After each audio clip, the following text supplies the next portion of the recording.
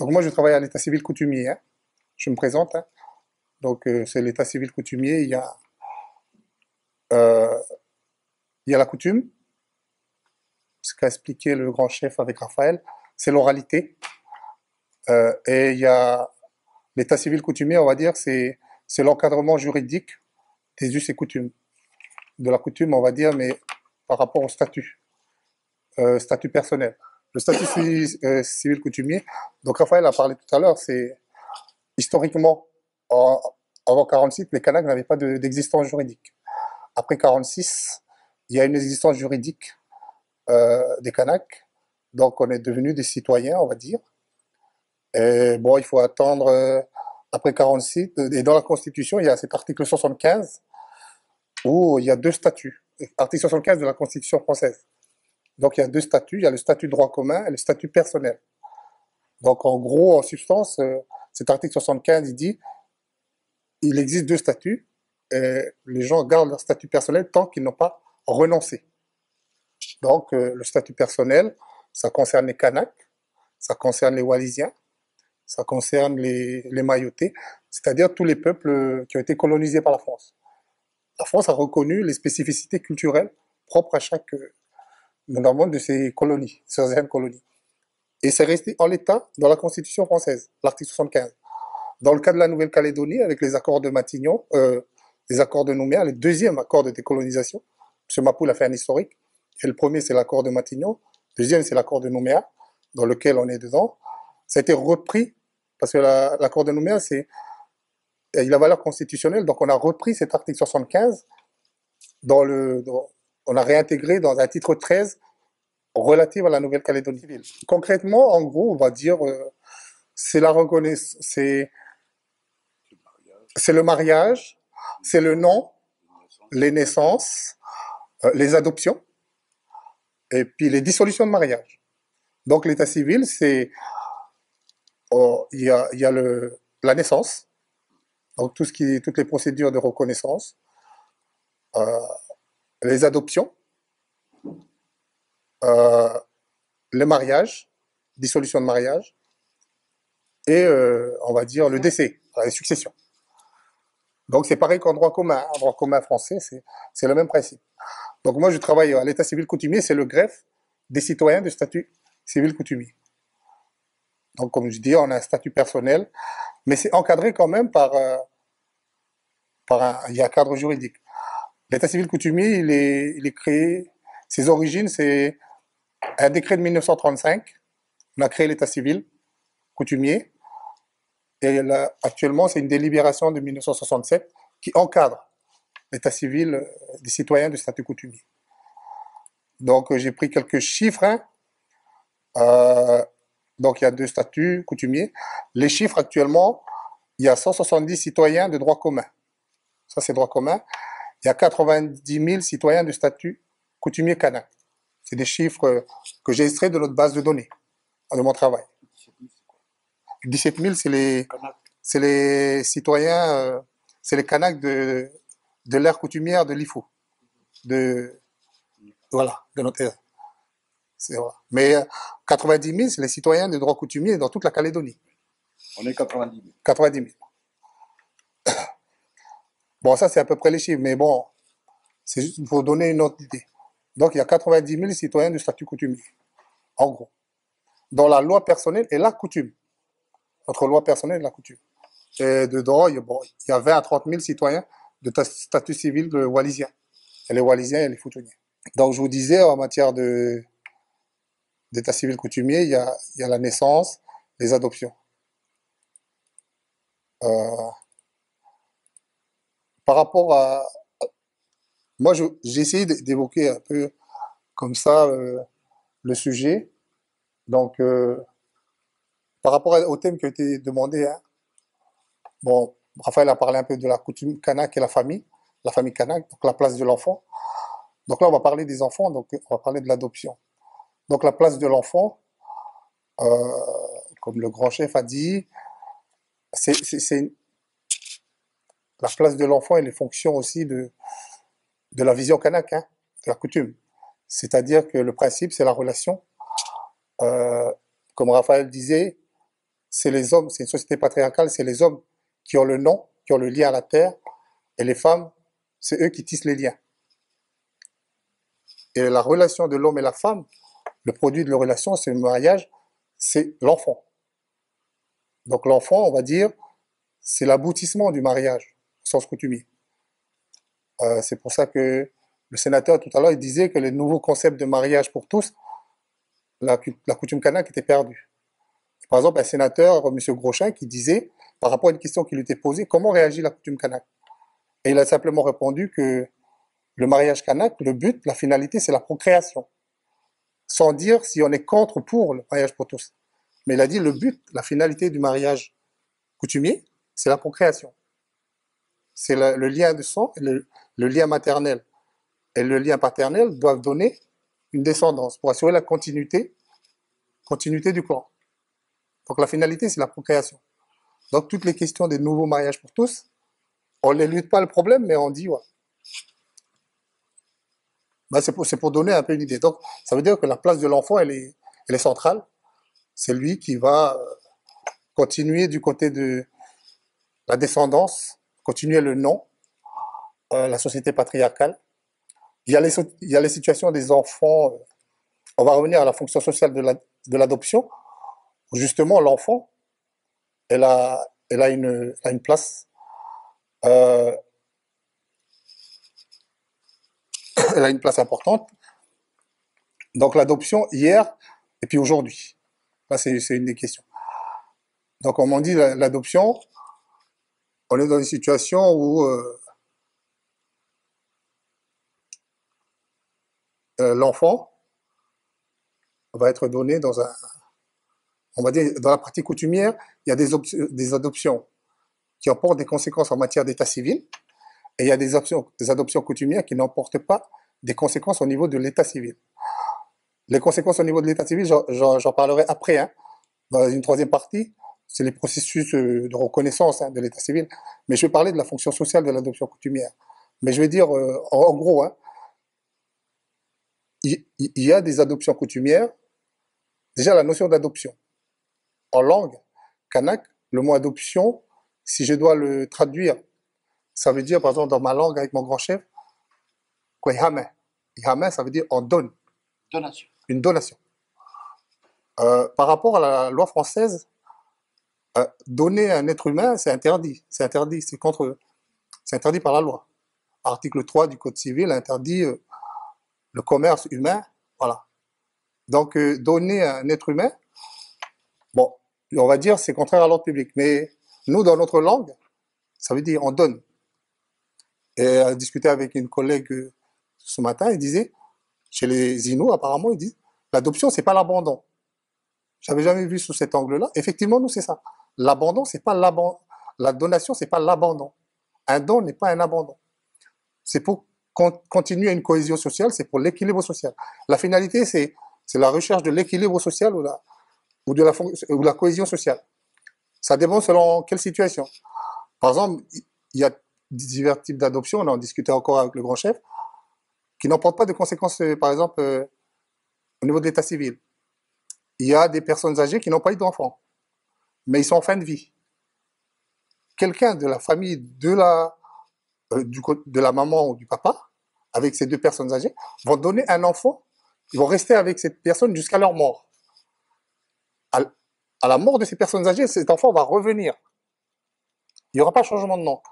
Mais ça a une fonction sociale. Moi, j'appelle ça une adoption retraite, on va dire.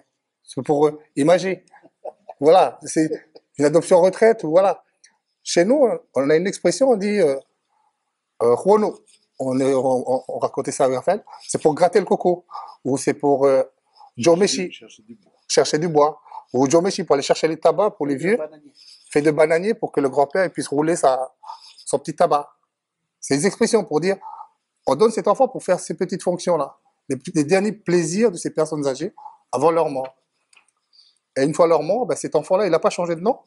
Il est dans un autre clan, il revient à son clan d'origine. Voilà. Ça, c'est une forme d'adoption, pratique d'adoption. Et cette fonction-là, elle existe toujours. Elle est très importante. Et il y a une autre forme d'adoption, c'est on a parlé que la personnalité kanak, c'est les deux liens.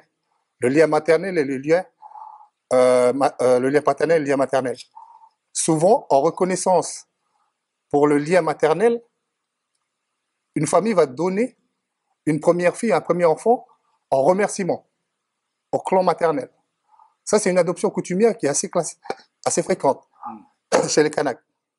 On donne en remerciement de la descendance. Par exemple, à ma femme, ma première fille, j'ai donné ma première fille au tonton utérin.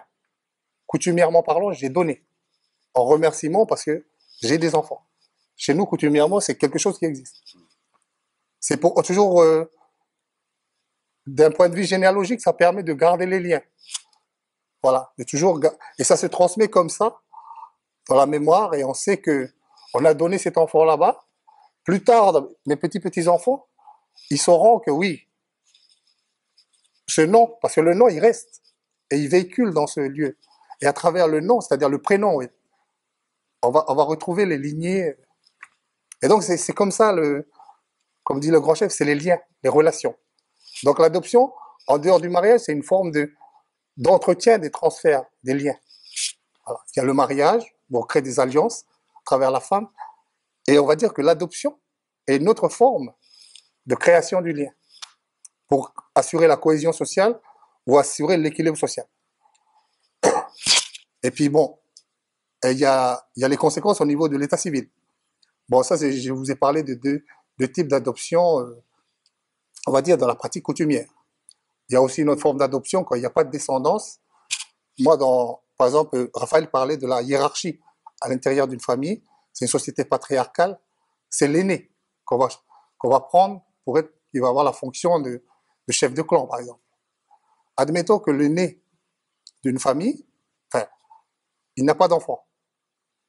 Donc le clan il n'y aura pas une descendance un de ses frères. Il va donner un enfant pour assurer. Ça, c'est une forme d'adoption. Mais on est dans la même unité clanique. Donc il n'y a pas de changement. Là, on est à l'intérieur. C'est la cohésion à travers de l'unité familiale clanique. On donne pour... Ça, c'est assez fréquent. Pour assurer la... Voilà.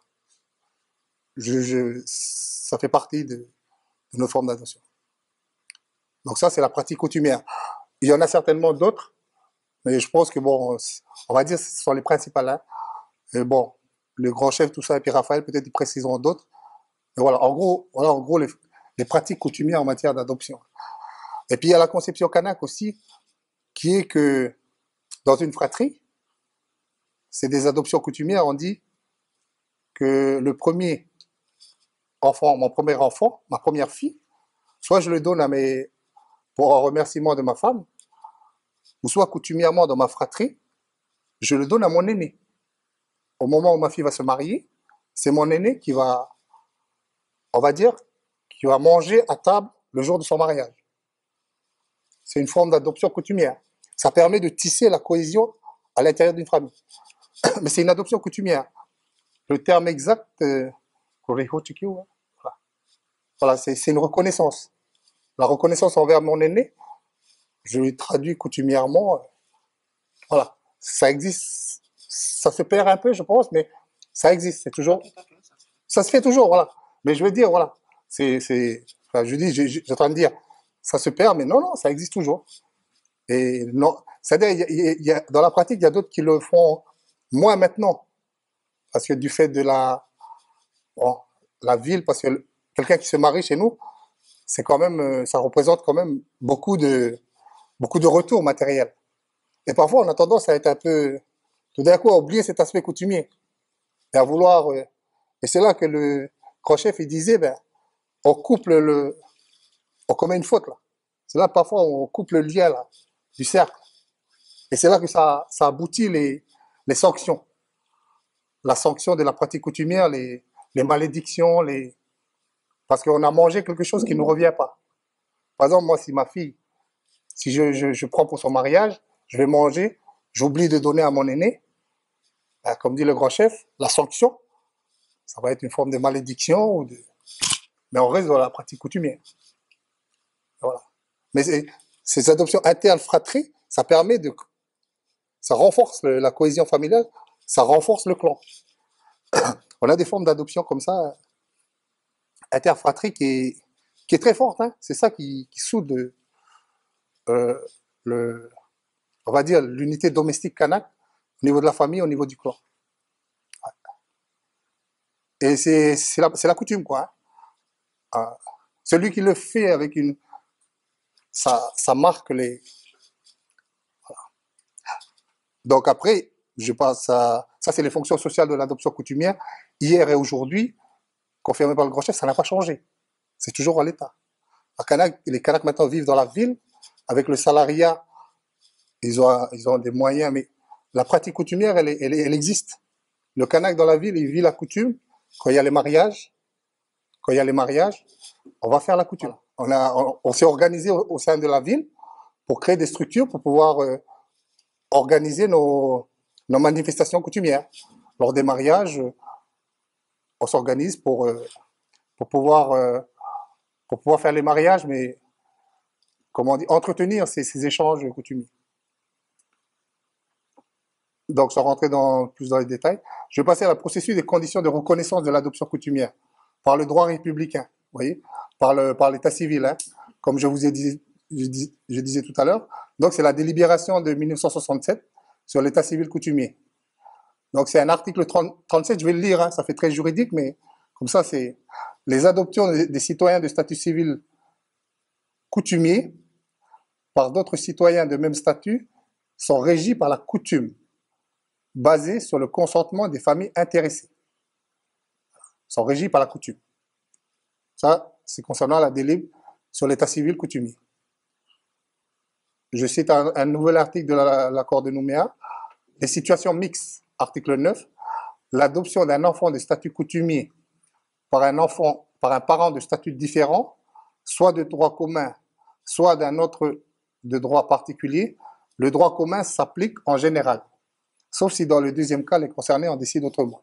Ça veut dire dans les rapports mixtes entre citoyens coutumiers et citoyens de droit commun, c'est le droit commun qui prime, qui l'emporte.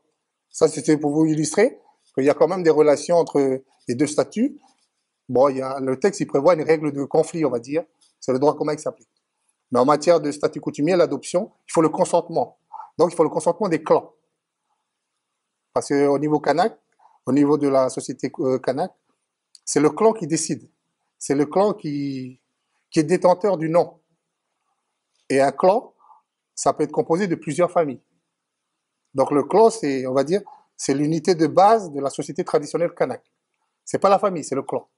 Et dans le clan, il peut y avoir, quand je parle de famille, je dirais la famille au sens nucléaire, c'est-à-dire un papa, une maman avec des enfants. Et donc ça peut y avoir comme ça plusieurs frères et sœurs avec leur petite famille, mais tout ça, ils appartiennent à un clan. Un clan, c'est qui porte le nom, on va dire une fonction sociale, une fonction coutumière. Et donc, en matière de procédure, conditions de reconnaissance de l'adoption, on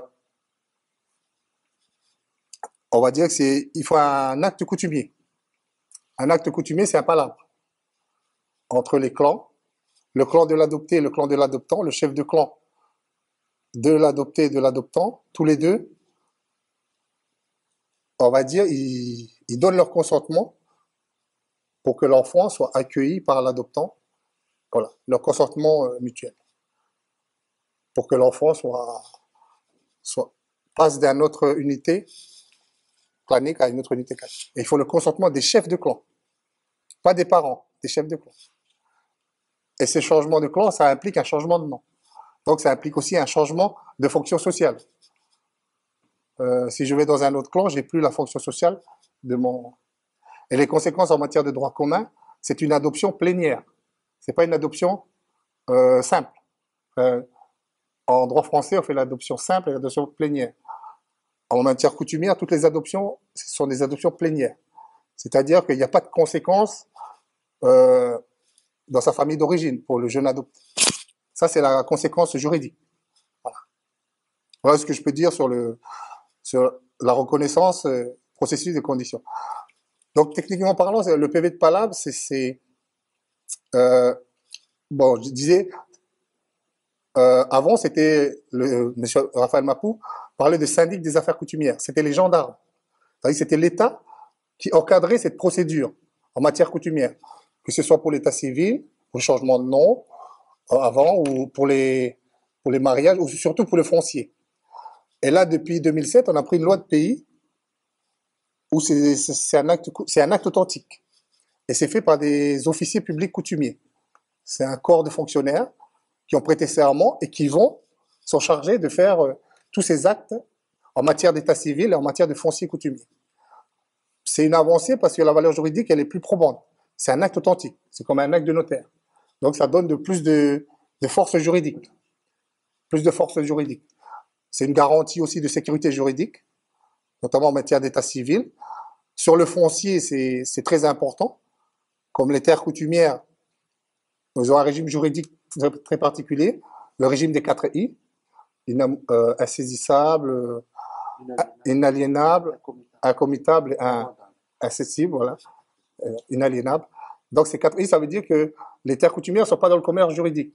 Mais avec un acte coutumier, ça permet aux investisseurs d'avoir un titre juridique sûr, le développement en terres coutumières. Voilà. Donc cette loi de pays 2007, c'est un peu le cadre juridique, la passerelle entre les us et coutumes, l'oralité et le droit écrit. Et je dirais c'est la pierre angulaire. Nous on la qualifie comme ça. C'est la pierre angulaire du système juridique de droit coutumier. Elle fait aussi la passerelle avec les. Il y a cet acte coutumier, il y a aussi les assesseurs coutumiers. Une ordonnance de 82 a créé la juridiction coutumière. Dans la juridiction coutumière, il y a des représentants des coutumiers qui siègent à côté d'un magistrat professionnel. Ils sont 3. Les 2 autres, ils représentent les 2 parties. Et le 3e, c'est le magistrat professionnel. Ils sont chargés de résoudre tous les conflits relatifs aux civils, tous les conflits, en matière civile uniquement, concernant les citoyens de statut civil coutumier. Donc voilà à peu près les processus, les conditions de reconnaissance de. Oui. Je disais que les voix des 2 associations, ils ont voix délibérative. Hein. Tous les 2 avec le magistrat professionnel, ils ont une voix délibérative, donc ils participent à la décision au niveau de la juridiction coutumière. Donc voilà. Et puis cet acte authentique, bon bah il faut les chefs de clan, ils sont répertoriés. On a créé les conseils coutumiers, il y a 8 terres, donc il y a 8 conseils coutumiers. Les conseils coutumiers sont composés des autorités coutumières, c'est-à-dire des chefs de tribu, des grands chefs. Sur chaque aire, il y a un conseil coutumier, et ils sont chargés de tenir un répertoire des chefs de clan. Et donc, les officiers publics coutumiers, ils s'en remettent à eux pour, on va dire, pour contrôler les véritables chefs de clan. Donc, dans la procédure, c'est déjà institutionnalisé. Les chefs de clan, ils sont répertoriés de chaque clan. Et voilà. Et dans la procédure de l'acte coutumier, l'officier public coutumier va solliciter les conseils coutumiers pour connaître le chef de clan. Et après, il va établir l'acte coutumier qui seront signés par les parties. Et cet acte-là, ça sera le titre juridique pour faire enregistrer à la mairie, pour les mariages, pour les reconnaissances, pour les changements de nom. C'est les mairies qui tiennent. Voilà. Et pour que les mairies puissent faire les enregistrements au niveau de l'état civil. Donc voilà, en gros, la procédure. Hein. Je sais pas si je vais m'en tenir à ça, concernant la place de l'adoption coutumière et puis sa reconnaissance au niveau du droit. Voilà, merci bien.